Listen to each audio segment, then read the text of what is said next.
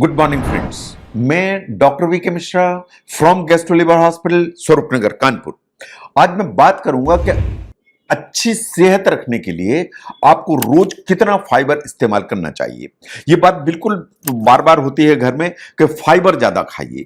जब फाइबर की बात होती है तो हिंदी में आप बार बार सुनते हैं कि रेशेदार चीजें ज्यादा खाइए, इनसे फायदा मिलेगा, रेशेदार चीजें ज्यादा खाइए। तो आज फाइबर को जरा साइंटिफिकली समझने की कोशिश करिए। जो फाइबर है एक्चुअली कार्बोहाइड्रेट्स होते हैं। वो कार्बोहाइड्रेट्स होते हैं जो हमारी जो इंटेस्टाइन है ब्रेक डाउन नहीं कर सकती। ये दो तरह के होते हैं। Number one are the soluble fibres and second one are the non soluble fibre या इनसॉल्युबल फाइबर्स। ये दोनों ऑलमोस्ट सिमिलर इफेक्ट देते हैं, लेकिन इनके फंक्शंस अलग अलग होते हैं। ये अलग अलग तरह से काम करते हैं। नंबर वन पर आते हैं सॉल्युबल फाइबर्स। जो सॉल्युबल फाइबर्स होते हैं वो हैं जो पानी में घुल जाते हैं या घुलनशील होते हैं। ये आपके कॉन्स्टिपेशन को रिड्यूस करते हैं, ये आपके ब्लड शुगर को स्टेबलाइज करते हैं, आपके कोलेस्ट्रॉल के लेवल को नीचे करते हैं, इन आपके वेट को कंट्रोल करके चलते हैं। अगर हम ध्यान से देखें, जो आप ऑरेंज लेते हैं इस तरह का फल, उसमें सॉल्युबल फाइबर होता है। जितने भी बेरीज हैं, स्ट्रॉबेरी है, उसमें सॉल्युबल फाइबर होगा। जो आप गाजर खाते हैं उसमें सॉल्युबल फाइबर है।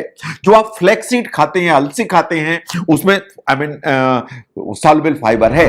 जो किडनी बीन्स से आप राजमा खाते हैं, इसमें सॉल्युबल फाइबर है। एंड ओट्स में सॉल्युबल फाइबर्स भरा हुआ है। तो ये उस तरह के ग्रुप्स हैं जो आपको जरूर इस्तेमाल करने चाहिए। Now look at the insoluble fibres. ये वो फाइबर हैं जो पानी में डिसॉल्व नहीं होते। इसका मतलब ये है कि डिसॉल्व नहीं होंगे, ये आपकी इंटेस्टाइन में होंगे, तो ये आपको कॉन्स्टिपेशन से बचा के चलेंगे और इंटेस्टाइन का जो स्पीड है उसको ठीक करके चलेंगे। ये बात सही है कि ये सबसे ज्यादा हेल्प करते हैं कॉन्स्टिपेशन को रिलीव करने में। इनसॉल्युबल फाइबर आपको कहां से मिलता है? जितने आप सीरियल्स खाते हैं उनमें सब में इनसॉल्युबल फाइबर्स हैं। जो होल व्हीट के आप प्रोडक्ट खाते हैं, रोटी खाते हैं चोकर के साथ में, होल व्हीट ब्रेड आप लेते हैं, इन सब में इनसॉल्युबल फाइबर्स हैं। जो लेंटिल्स हैं या दालें आप खाते हैं उनमें सब में इनसॉल्युबल फाइबर्स हैं। आपने एक सेब खाया, एप्पल खाया, इनसॉल्युबल फाइबर है। आपने एवोकाडो खाया, इनसॉल्युबल फाइबर है। आपने स्ट्रॉबेरी खाई, उसमें सॉल्युबल फाइबर भी था और इनसॉल्युबल फाइबर भी था। तो ये उस तरह की चीजें हैं जिनमें इनसॉल्युबल जो फाइबर है वो बहुत ठीक अमाउंट में होता है। नो अल्टीमेटली जो फाइबर है आपकी बॉडी में क्या करते हैं? अल्टीमेटली जो साइंस को देखें तो ये मान के चलती है कि वो देश जहां फाइबर ज्यादा खाया जाता है, ओवरऑल जो क्रॉनिक बीमारियां हैं या क्रॉनिक डिजीजेस हैं उनका इंसिडेंस कम है। जो कोलेस्ट्रॉल का लेवल है वो कम है, जो ब्लड शुगर के जो लेवल्स हैं वो कम है। तो इसलिए उन सब कंट्रीज में जहां फाइबर ज्यादा खाया जाता है, क्रॉनिक बीमारियां होने का जो खतरा है वो हमेशा कम होता है।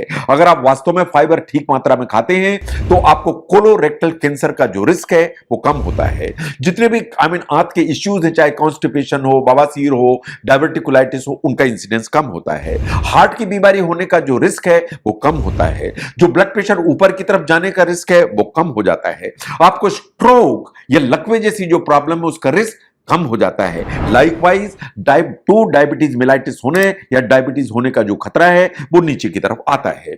नो अगर हम हाई फाइबर डाइट की बात करें तो जब आप हाई फाइबर डाइट लेते हैं तो आपका पेट लंबे समय तक भरा भरा महसूस होता है। इसका मतलब यह है कि आप लंबे समय तक भरा भरा महसूस करेंगे तो आप ओवर ईट नहीं करेंगे, ज्यादा नहीं खाएंगे, तो आपका जो बॉडी का वेट है वो मेंटेन रहेगा। जो हाई फाइबर डाइट है आपका जो डाइजेस्टिव सिस्टम है उसको प्रॉपर फंक्शनिंग में रखता है, इसीलिए आपको कॉन्स्टिपेशन नहीं होता है। नो कितना लेना चाहिए फाइबर? आपको कितना फाइबर लेना चाहिए? जो 20 से 30 साल की उम्र के लोग हैं, महिलाओं को चाहिए रोज 28 ग्राम फाइबर, इन पुरुषों को चाहिए 34 ग्राम फाइबर। जिनकी उम्र 30 से 50 साल है, महिलाओं को चाहिए 25 ग्राम फाइबर यानी थोड़ा सा कम, और पुरुषों को चाहिए 31 ग्राम फाइबर यानी थोड़ा सा कम। जब आपकी एक 51 साल या 50 की ऊपर हो जाती है तो महिलाओं को चाहिए 22 ग्राम फाइबर पर डे और पुरुषों को चाहिए 28 ग्राम फाइबर पर डे। इसका मतलब यह है कि एज बढ़ने के साथ थोड़ा सा फाइबर की जो अमाउंट है उसको कम करने की जरूरत पड़ती है। नो क्या आपको फाइबर एज सप्लीमेंट लेना चाहिए? शायद नहीं।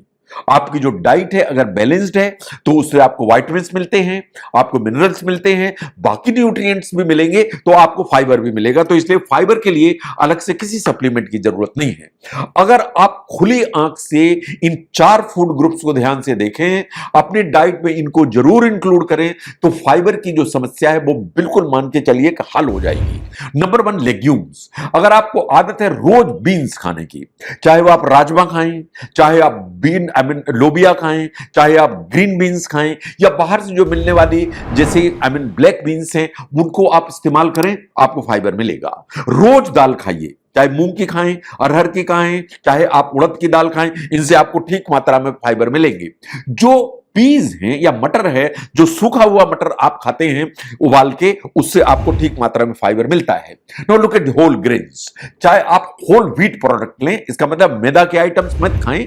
जो गेहूं आप खाते हैं जिसमें चोकर बराबर होता है, उससे आपको ठीक मात्रा में फाइबर मिलता है। जो ओट्स हैं उनमें बहुत अच्छी मात्रा में फाइबर होता है। जो बार्ले है, क्विनोवा है, ब्राउन राइस है, कॉर्न है, इन सब में ठीक मात्रा में फाइबर है।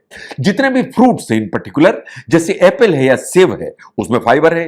बेरीज जितनी भी हैं, चाहे वो स्ट्रॉबेरीज हो, चाहे ब्लूबेरीज हो, सब में फाइबर भरे हुए हैं।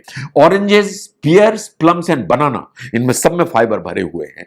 ऐसे ही जो आप वेजिटेबल्स खाते हैं, चाहे वो ब्रोकली हो, चाहे वो पत्ता गोभी कैबेज हो, चाहे आप ग्रीन बीन्स खाएं, चाहे आप पालक की भाजी खाएं, या चाहे स्वीट पोटैटो या शकरकंदी खाएं, इनमें सब में ठीक मात्रा में फाइबर है। तो ये 4 फूड आइटम्स हैं, इनको जरूर नोट करके रखिए। और ये जो 4 फूड आइटम्स हैं आपकी प्लेट में जरूर होने चाहिए इन डिफरेंट कॉम्बिनेशंस, ताकि आपकी जो बॉडी है उसको एडिक्वेट मात्रा में फाइबर मिले। तो अगर आप ध्यान से देखें तो आप क्या कर सकते हैं, जो आप नाश्ता है उसमें वास्तव में आदत डालिए कि या तो दलिया खाएंगे या ओट्स खाएंगे, अगर और उसके साथ में ऊपर से बेरीज या कुछ वेजिटेबल्स या कुछ अदर फ्रूट्स भी इस्तेमाल करेंगे। अगर ऐसा है तो आपको एडिक्वेट फाइबर मिल गया। आपने लंच लिया, उसमें आपने बीन्स खाई, आपने उसमें दालें खाई, आपने होल व्हीट की रोटी खाई एंड उसमें ब्राउन राइस खाया थोड़ा सा, आपको एडिक्वेट फाइबर मिल गया। जो डिनर है, आपने ग्रीन सैलेड लिया, उसके साथ में आपने होल ग्रेन की कोई भी आपने राइस लिया या ब्राउन राइस लिया या क्विनोवा लिया, आपको एडिक्वेट फाइबर मिल गया। ये इस तरह की चीजें हैं जो आपको एडिक्वेट फाइबर देंगी।